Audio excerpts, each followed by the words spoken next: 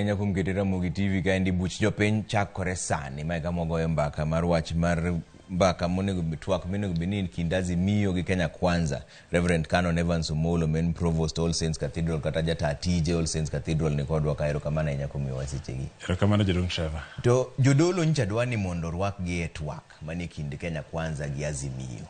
To josiasa ka jalup jatend piny Kenya Rigathi Gachagua owacho nyoro ni mbaka ni onge gima biro wuok e mbaka ni.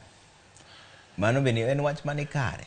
We pod udwano rwako e mbaka ni bang' ka jalup jatend piny Kenya mosewacho ni onge gima dhi wuok e mbaka ni. Ing'e gima timre Trevor en ni deal gi josiasa en gima tek mokalo nikech josiasa gin jok ma welo goal posts kawuono kod kiny.